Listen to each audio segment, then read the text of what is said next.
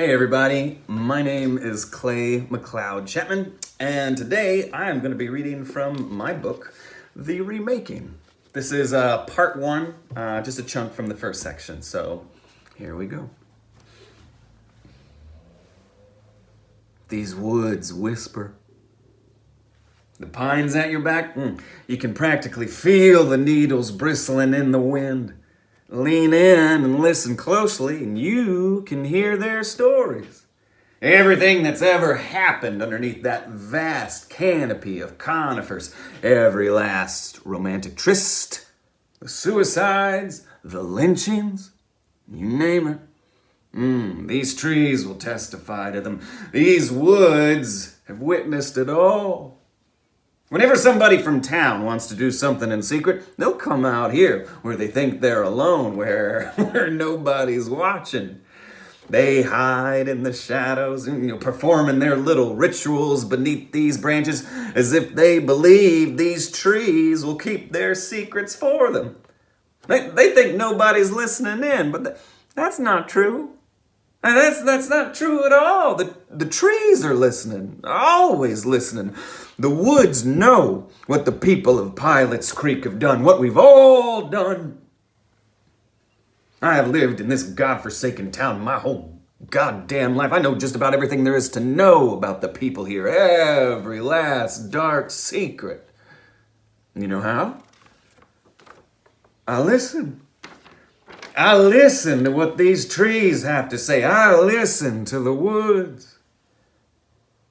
So, what story do you want to hear, huh? You want to know what it was that drove Hallie Tompkins to hang herself back in 46? Or which men it was who strung Russell Parr up? Or how about that baby they found buried back in 38? No. You don't want to hear any of those stories, do you? Want to hear about Jessica, don't you? Of course you do. Tonight of all nights, 20 years ago to the day, October 16th, 1931. And we don't have much time. I mean, here it is, almost midnight, and I haven't even begun to tell the tale of the little witch girl of Pilot's Creek. Poor Jessica. You brought me a bottle? No, don't be stingy on me now. That is my price of admission. You want to hear a story, you goddamn well better have brought me an offering. Alms for the minstrel, something to wet my whistle so that I'll sing. Because Jessica's story takes time, takes the life right out of me. Her story takes its toll on the teller, you hear? I mean, that price is too high. Unless you brought a little something for me to drink, you know. My throat's so parched, I don't think I'll be able to tell it without a little drop of that lightning bolt, huh? I'll sound like a bullfrog before I'm finished. Did you bring me something? You know, just to take the edge off, warm my insides. It just gets so cold out here at night. Oh, thank you. Thank you kindly. That is much better. Feel that fire working its way down my throat, settling into my belly like a bonfire. Now, where were we, huh? Oh, yes. Let's start with Jessica's mother, huh?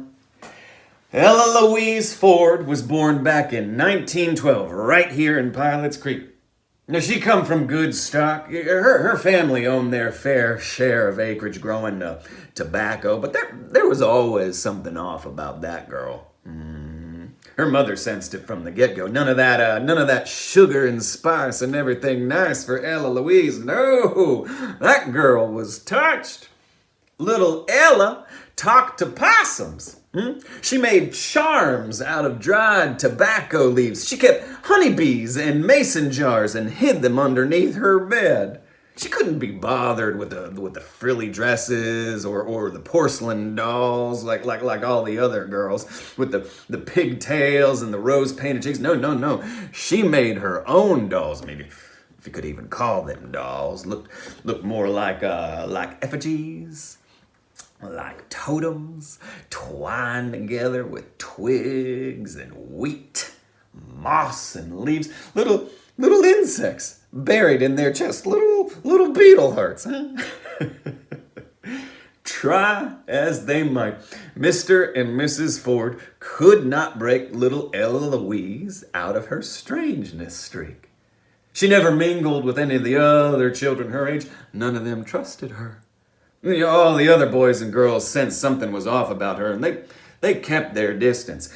Mother Ford took this all too personally, as if their rejection of Ella Louise was an affront on the family name. Because you gotta understand now, back then, a town as small as Pilot's Creek was crippled with superstition. Rumors spread like cancer. Words hold power around these parts. And well, once word got around about Ella Louise's peculiar habits, it wasn't long before business for the Fords began to take a turn. Nobody wanted to be associated with her family. Be seen fraternizing with the Fords in the streets or paying them a visit at their home.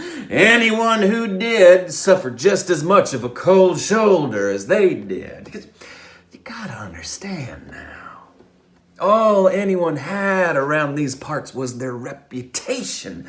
Simply to be seen in the midst of the Fords was enough to bankrupt businesses, ruin entire legacies. You couldn't wash the stink of that family off once it clung to your skin. No, no, no. That family was cursed. Mother Ford took this all too personally. She started punishing her only daughter, bending Ella Louise over her knee and trying spanking the darkness right out of her, taking a switch to her thigh until the insides of her legs bled. Anything that might exercise this witchery brewing within her. Oh, there it was. That word at long last, witch, got whispered amongst the other mothers, their children, all through town, in church even. Wasn't long before all that gossip had just grown into a downright din. The rumors spread like wildfire till everybody was talking about it, until it was unavoidable now. Ella Louise Ford was a witch. Her debutante ball was a downright disaster. I mean, Mother Ford had moved heaven and earth to make it a night to remember. And it, in a way, it was. I mean, it truly was. Just maybe not the way that Mrs. Ford had hoped for. See, Ella Louise had always been a sight to behold.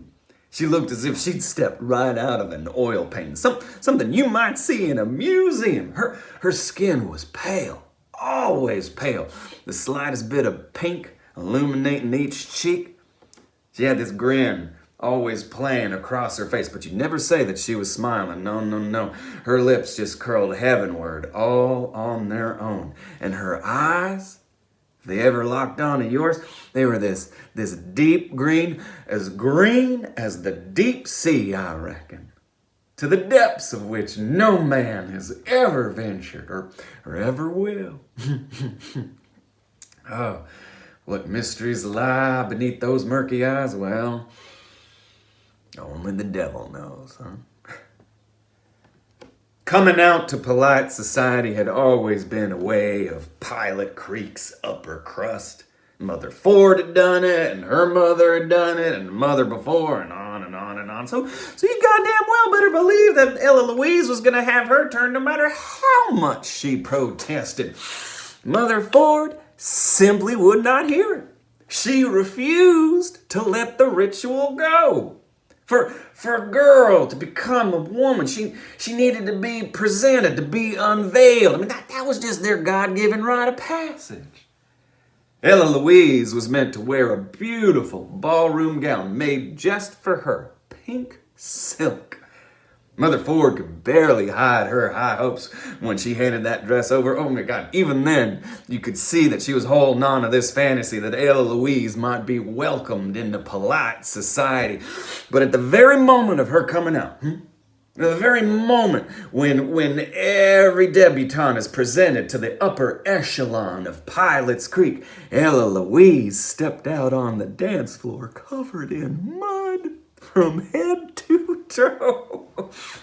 Her gown was in tatters, all that pink ripped to shreds, dried leaves tangled in her hair.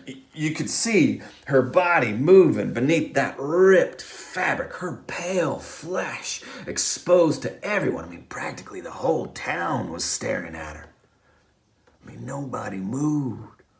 I mean, nobody even breathed. Ella Louise just simply stood before them all, that devilish grin playing across her face as if nothing were off about this at all. She asked her father for his hand for her first dance as a woman, just as her mother had instructed her to do. Mrs. Ford nearly passed out right there on the dance floor.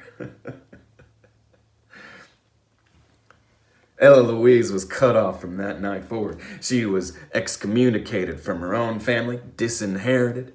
Her mother never uttered her daughter's name again, her own flesh and blood. It was as if Ella Louise never even existed, never lived another day in her house.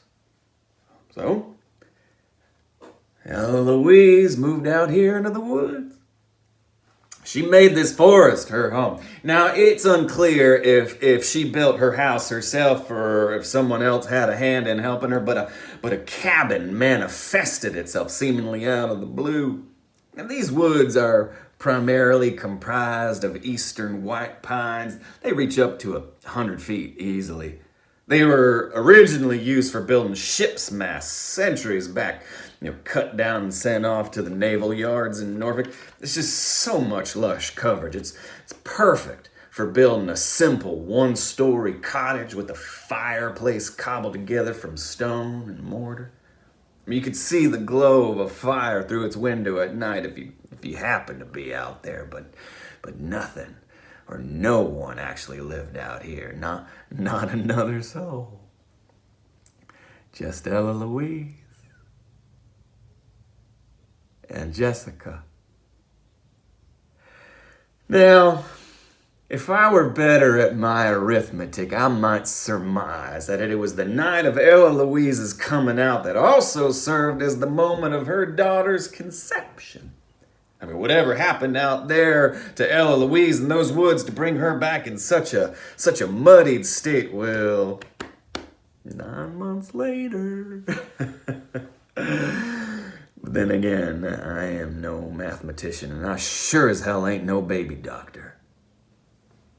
Nobody knows who Jessica's father was, or more to the point, nobody owned up to it. I mean, would you? Back then? Town as small as this? Oh, you might as well have laid down with the leper. No, Ella Louise had become our burden to bear. Pilot Creek's very own pariah. Weeks, months would go by and nobody would see her rummaging about town or hear her voice begging for pocket change or even think about her out here living all alone for all those years. But then, the sound of a baby crying lifted out from the woods. Jessica's wailing filled this forest. It echoed all the way into town, into the ears and dreams of just about every last townsperson. Ella Louise had a daughter now. Other Theories of paternity abounded, such as Jessica had no father. She was immaculately conceived by the devil himself, huh? Ella Louise had made her pact with the Lord of Flies, and he begot her an only daughter. Her very existence was a morbid reminder of her mother's unholy union with Beelzebub. Ella Louise and Jessica would come into town for their groceries. I mean, just like everybody else. I mean, you can't live off of root vegetables alone now, can you? But when folks laid eyes on that little girl in Ella Louise's arms, well, all they saw was the Princess of Darkness. We'd only see Jessica whenever she'd come into town. Watched her grow in these fits and spurts. Months would go by. No, there she'd be, traipsing down the road with her mama, always holding her hand, always keeping her head down low, her eyes on the ground. She didn't attend school like the rest of us, didn't learn about life like the rest of us. Whatever lessons she got came from her mother back out there in the woods. I can only imagine what she was being taught out there. The devil's arithmetic. Well, it wasn't until Jessica turned 9 that she started coming into town on her own. Always with a list of goods to fetch for her mama. She didn't have Ella Louise at her side anymore, holding her hand and braving the lane, so some of us boys felt a bit more emboldened by our inherited distaste for Jessica. Children took to throwing stones at her, calling her all kinds of names. I am not too proud to admit that I myself fetched a pebble or two in my day, tossing them at Jessica's back. Once, I struck her in the shoulder. My aim was true. She turned right at me. Even though I was standing amongst a dozen other kids, all of them holding their own stone, she knew that I'd been the one to throw it. Knew that rock had come from my very hand. And she pinched her eyes, and without even saying a word my way, I heard Jessica's voice in my head, as if my own thoughts were boiling over in my skull. She whispered at me, cursed me. What'd she say? I'll never tell. Unless you got another bottle on you, huh? Suffice it to say, her curse worked. I can't stop thinking about her. Not back then, not even now. She left an imprint of herself, a shadow on me. Little Jessica never left. Nobody ever mentions how beautiful she was. Her mother may have been a portrait of perfection, such a lovely face, but Jessica? But Jessica took my breath away. She was an angel. But for the life of me, I can't remember what the color of her eyes was. I can't remember the color of her hair or the features of her face. I can't remember any of her. I can't describe her. Words escape me.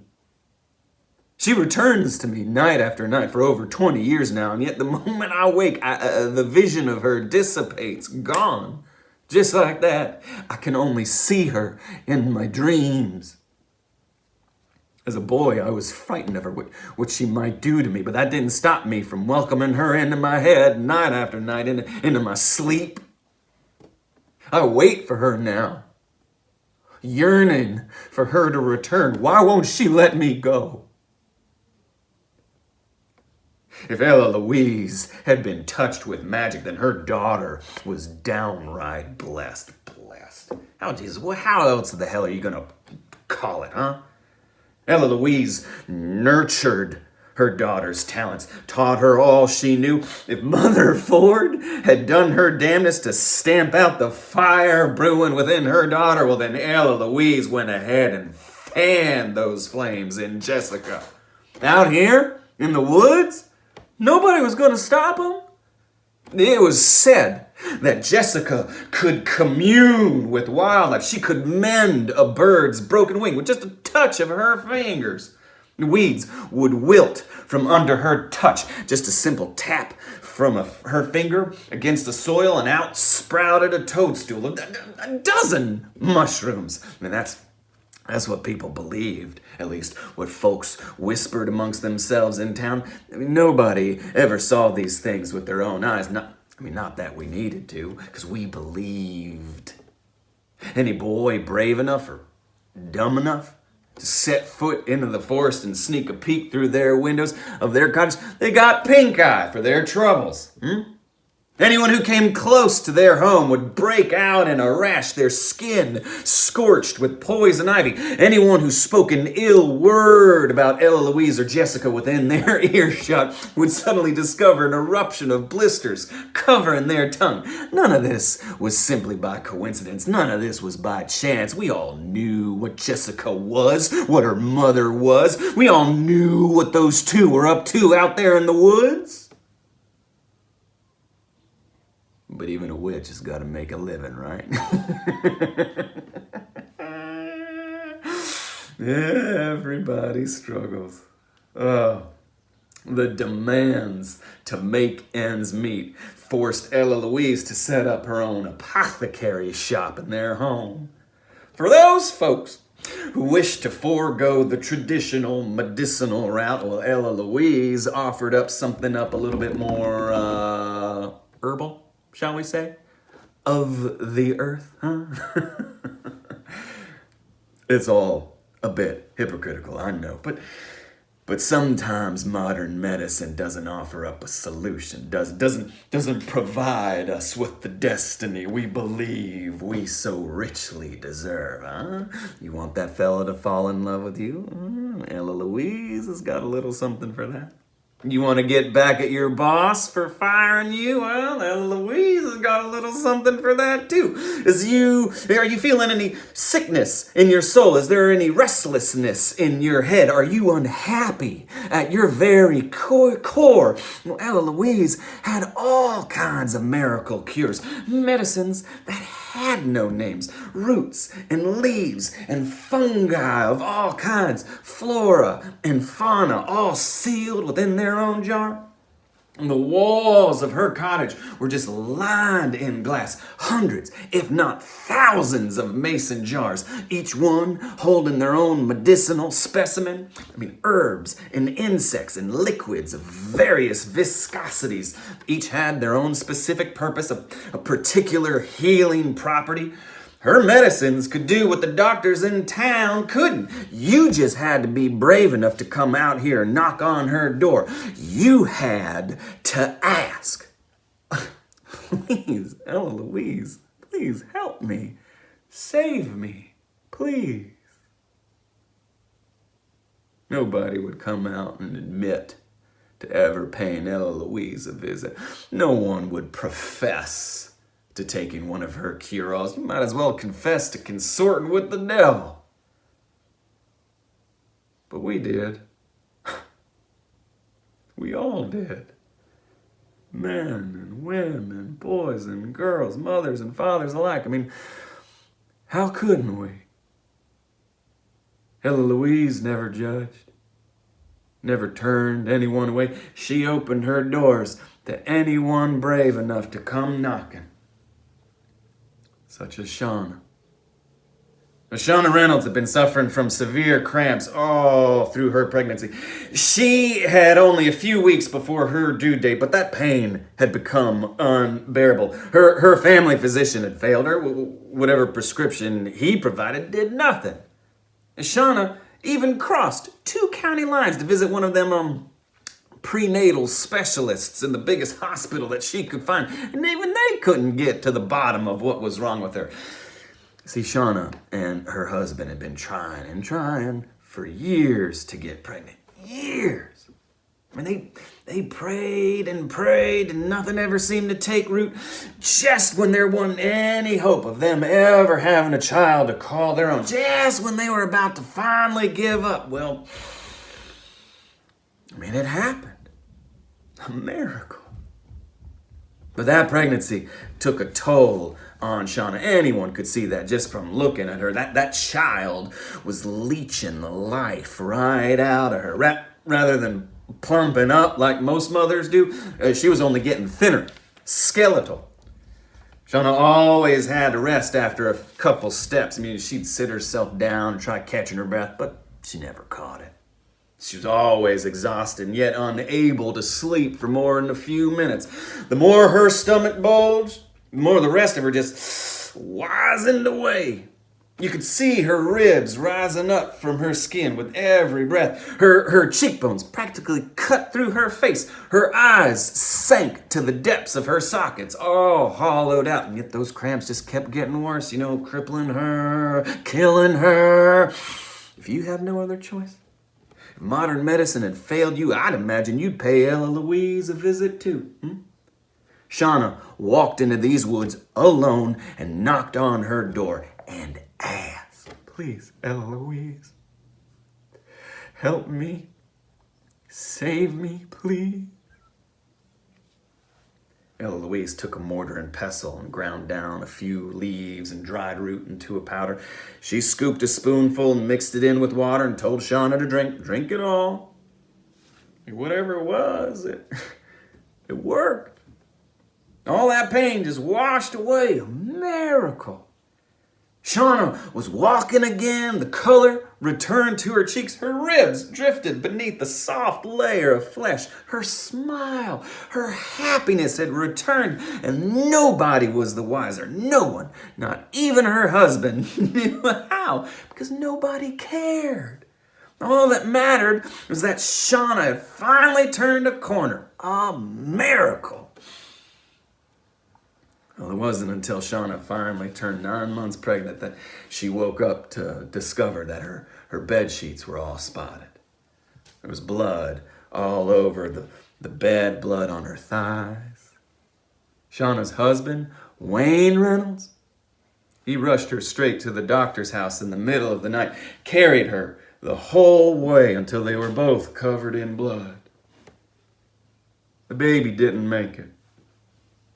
Their doctor believed the miscarriage had been induced by some chemical agent. The physician, he didn't want to alarm Wayne, but they found traces of toxins nobody in their right mind would ever ingest, especially while they were pregnant. Had Shauna been exposed to any kind of rare plant lately? He asked. Like Jerusalem's cherry or water hemlock?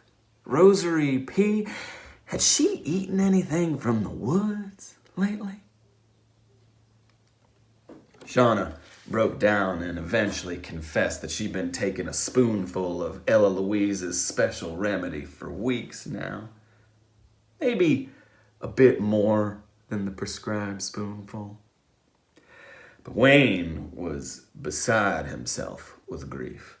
Son or daughter, he'd been prepared to love that child no matter what, but they ended up burying themselves a boy. It doesn't take long before grief curdles over into rage, now does it? Now, Wayne had always been a proud man, a pillar of society, a man of God. And every Sunday, he'd be the first in line to receive the sacrament. So imagine how crestfallen, how crushed he was when he realized his own wife had been sneaking off into the woods behind his back for a remedy that balked at God's own divine providence, a potion that killed his unborn child before he was even able to take his first breath, that consigned their unbaptized lamb, as Wayne so fervently believed, to eternal hellfire. What would you have done if you were in Wayne's shoes? What would any of us have done? No, he wanted retribution. He wanted Ella Louise to pay for what she'd done to his wife, his child, his family. That would never be. I mean, who amongst us wouldn't have demanded the exact same thing? I mean, who could have blamed him? I mean, certainly not anyone from our town, certainly not the people of Pilot's Creek. No, they understood.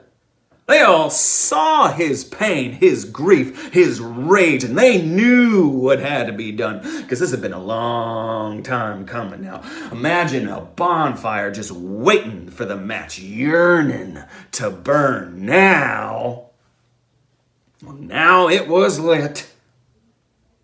It didn't take much convincing on Wayne's part to get his friends all fired up. There were 5 men, all told, all members of the church, all law-abiding citizens. Harold Smith, my own mailman. Jeremy Hawthorne, owner of Hawthorne Hardware. Tom Watkins, dentist. Bill Pendleton, accountant. And Wayne Reynolds. On this night, 20 years ago to the day, those 5 men went beyond the law. On this night, Wayne demanded justice no court would ever offer him and his family. Tonight, they were going to burn themselves a witch. Thank you very much, everybody. Have a good day. The Remaking.